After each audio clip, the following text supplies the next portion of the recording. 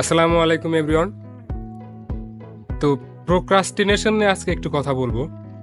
Procrastination যেটা বাংলায় হচ্ছে গড়িমসি করা, বা একটু যদি ভেঙে বলতে চাই সেটা হচ্ছে সোজা কথায় কাজ ফেলে রাখা। আসলে আমাদের কম বেশি সবার জীবনেই, সবার ক্ষেত্রে এটা হয়। এই অভ্যাসটা, বদঅভ্যাসটা সবারই আসলে আছে। তো আজকের ভিডিওতে আমি এই প্রোক্রাস্টিনেশনের উপর কিছু কথা বলবো এবং কিছু কি ফ্যাক্টর আমি উল্লেখ করব যেটা আসলে এই প্রোক্রাস্টিনেশন কাটিয়ে উঠতে সাহায্য করে। এটা আসলে আমাদের স্কিল ডেভেলপমেন্টে অনেক হ্যাম্পার করে যদি আমরা কোনো কোর্সে এনরোল করে থাকি কোনো স্কিল শেখার উদ্দেশ্যে। তো এটা দেখা যায় আমরা এই গড়িমসি করার জন্য বা এই প্রোক্রাস্টিনেশন করার জন্য সেই কোর্সটা আসলে ঠিকমতো শেষ করতে পারি না। এটা কি হয়, কোর্সে এনরোল করার ওই 1-2 দিন বা প্রথম কয়েকদিন একটু ক্লাস করা বা অ্যাটেন্ড করা বা টাস্কগুলো ঠিকমতো ফুলফিল করা হয়। তারপরে দেখা যায় যত হার্ড টাস্ক আসে ততই আমরা একটা ভয় কাজ বা যেকোনো আসলে বিভিন্নজন বিভিন্ন কারণে আসলে আমরা এই গড়িমসিটা করি যে আজকে না হয় কাল, বা এটা তো করাই যায়, বা এটা তো ইজি ব্যাপার, তো আমি তো করে ফেলতে পারবো একটু পরেই। তো দেখা যায় একটু পরে আর করা হয় না। তো এইটাই আসলে মেইন সমস্যা। আমরা বলি যে একটু পরে করব, বা আজকে না হয় কালকে করব, বা কালকে না হয় ২ দিন পরে করব, তারপর ১ সপ্তাহ পর। একদম ডেডলাইন যখন কাছে চলে আসে তখন আসলে প্যানিক মনস্টারের কারণে আসলে করা হয়ে ওঠে। বা তখন দেখা যায় ওই কাজটার কোয়ালিটিও অনেকটা খারাপ হয়ে গেছে। যখন আমি যদি কাজটা শুরু থেকে শুরু করতাম, তখন অবশ্যই আমি মানে অনেক সময় পেতাম, এবং কি সময় নিয়ে কাজটা করলে অবশ্যই সেই কাজটা ভালো হতো। তো আসলে ওই যে প্যানিক মনস্টারের জন্য অপেক্ষা করতে, করতে আমাদের কাজের কোয়ালিটি যেমন কমে যায়, এবং দেখা যায় যে লাইফেও অনেকটাই পিছিয়ে গেছি যদি ওই লং টার্মে যদি চিন্তা করি। তো এটাই আসলে মানে আজকে না হয় কাল, কাল না হয় পরশু, তারপরে হচ্ছে ১ সপ্তাহ পর, তারপরে দেখা যাচ্ছে যে একদম ওই প্যানিক মনস্টার, ওই যে টিম আরবানের যে একটা থিওরি আছে, প্যানিক মনস্টার যখন ভয় কাজ না করে, এই কাজটা তখন একদম ডেডলাইন একদম কাছে চলে এসেছে, তখন একটা ভয় কাজ করে এই কাজটা করতেই হবে। তো ওটাকে বলে আসলে প্যানিক মনস্টার। তো প্যানিক মনস্টার যতক্ষণ না পর্যন্ত আমাদের অ্যাটাক না করে, ততক্ষণ আসলে আমাদের হুঁশ মানে আসে না আসলে বলতে গেলে। যে হুঁশ ফেরে না। লেটসে যদি আমরা কোনো কোর্সে এনরোল করি, সেই কোর্সটা আসলে সচরাচর কি হয়, ১ মাস বা ৬ মাস বা ১ বছর কোর্সের ডিউরেশন থাকে। বা কোনো স্কিলের পিছনে যদি আমরা সময় দিতে চাই, যে একটা স্কিলের উপর একটা কোর্সে এনরোল করলাম, তো সেটার উপর তো আমার প্রত্যেক দিনই মানে কাজ থাকে বা প্রত্যেক দিনই অ্যাক্টিভিটিস থাকে।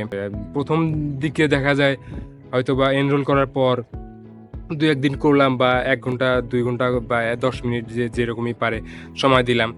তারপর যতটাই আসলে ওই টাস্কগুলা মানে হার্ড টাস্কের দিকে আমরা যাই, ততটাই আসলে আমাদের ওই একটা ভয় কাজ করে, বা বিভিন্ন কারণে আমরা গড়িমসিটা করি। আসলে কি হয়, যখন আমরা কোনো কাজ শুরু করতে চাই বা কোনো অ্যাকশন নিতে চাই, তখন আসলে আমাদের মাইন্ডে দুটো ব্যাপার ঘটে। সেটা হচ্ছে আমাদের মাইন্ডে দুটো মাঙ্কি বসবাস করে, যেটা আরবান টিম আরবানের থিওরিতে বলা হয়েছে। যেটা হচ্ছে যে একটা হচ্ছে ইনস্ট্যান্ট গ্র্যাটিফিকেশন মাঙ্কি, আর একটা হচ্ছে rational decision maker monkey. Instant gratification মাঙ্কির কাজ হচ্ছে আমাদের মানে সবসময় মানে তাৎক্ষণিক যে ডোপামিন যেটা ক্ষরণ হবে সেটার দিকে আসলে ধাবিত করে আসলে আমাদের। তো আর রেশনাল ডিসিশন মেকার মাঙ্কি, সেটা ওই মাঙ্কিটা আসলে আমাদের মানে কাজে দেয়, বা ওই মাঙ্কিটার কাজ হচ্ছে পজিটিভ কাজ। সেটা হচ্ছে আমরা কোনো লং টার্ম কোনো ডিসিশন যদি নেই, বা ওই প্রেক্ষিতে যদি কাজগুলো আমরা করে থাকি, তো ওই রেশনাল ডিসিশন মেকিং যে ক্যাপাসিটি আছে আমাদের উদ্দেশ্য অ্যাচিভ করতে আসলে সাহায্য করে, বা ওই অনুসারে আমরা কাজ করি। রেশনাল ডিসিশন মেকার যে কাজটা করে সেটা হচ্ছে আমাদের আসলে ভালোর জন্য, যে আমরা এই কাজটা আজকে এতটুকু করব, বা কালকে অতটুকু করব, বা ১ মাস পরে আমার এই প্রোগ্রেসটা হবে, দেন আমরা এই বিষয়টা অ্যাচিভ করব। তো আরেকটা কাজ করতে পারি, সেটা হচ্ছে প্রায়োরিটি লিস্ট করতে পারি। কোন কাজটা এখন করা জরুরি, বা কোন কাজটা একটু পরে করলেও সমস্যা নেই। তো সেই ক্ষেত্রে যে প্রায়োরিটি লিস্ট করা বা গ্রহণযোগ্যতায় ফেলা, এটা আসলে অনেকটাই জরুরি আসলে, এবং কি এটা অনেক কাজে দেয় আমাদের এই প্রোক্রাস্টিনেশন কাটিয়ে ওঠার ক্ষেত্রে। এই কাজটা করলে আরেকটা বিষয় হয় কি, যখন আমরা প্রায়োরিটি লিস্ট করি তখন আমাদের টাস্কগুলো অনেক ছোট মনে হয় আসলে। মানে বড় কাজটা আসলে ছোট ছোট ভাগ করে নিলে বাট প্রায়োরিটি লিস্টের মধ্যে মানে ফেললে সেটা হচ্ছে আমাদের মাইন্ডে একটা কাজ করে, সেটা হচ্ছে কাজটা অনেক ছোট, বা ছোট কাজটা করতে করতে করতে করতে বিভিন্ন ধাপ পূরণ করতে করতে আসলে আমরা আলটিমেটলি বড় কাজটা দেখা যায় আমাদের কমপ্লিট হয়ে গেছে।